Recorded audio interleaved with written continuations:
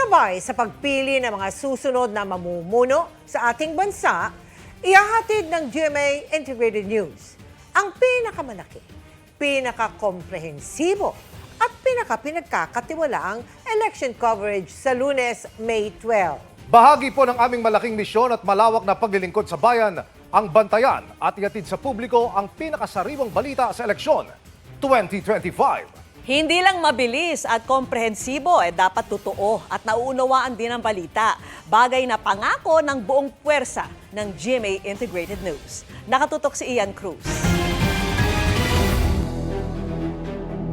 Ang isa sa pinakaimportanteng araw sa ating mga Pilipino, babantayan at tututukan ng buong puwersa ng GMA Integrated News. Sa May 12, ihatid namin ang pinakamalaki, pinakakomprehensibo at pinagkakatiwalaang election coverage sa TV, radyo at online.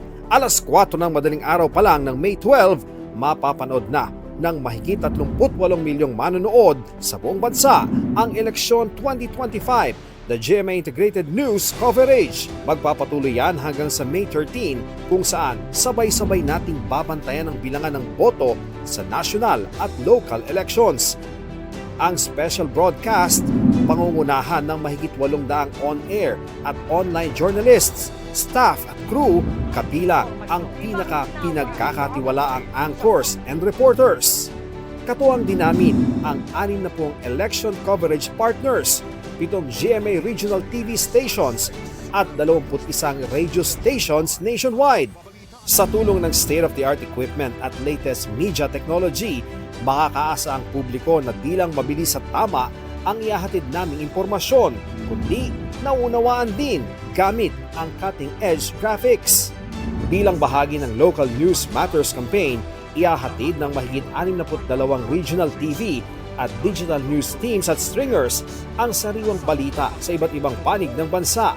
Magkakaroon din ng round-the-clock updates sa website at official social media platforms.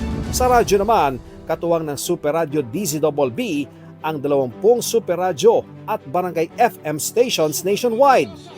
Mula sa hapon ng Linggo, May 11 hanggang alas 6 ng gabi sa Martes, May 13. Di rin mahuli sa updates ang Global Pinoys dahil sa live at real-time updates sa international channels ng GMA Network na GMA Pinoy TV, GMA Live TV at GMA News TV.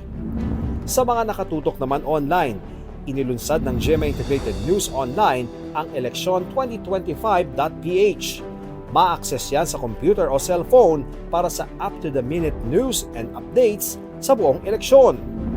Muli ring inilunsad ng GMA Integrated News social media team ang UScoop Plus, isang user-generated content platform kung saan pwedeng ibahagi ng mga manonood ang kani-kanilang kwento sa pamamagitan ng mga larawan at video. Kami, ang Team Totoo. Ang lahat ng ito nakaangkla sa election advocacy campaign ng network na dapat totoo. Dapat mabilis, dapat nauunawaan, dapat komprehensibo, dapat totoo. Para sa GMA Integrated News, Ian Cruz, nakatutok 24 oras.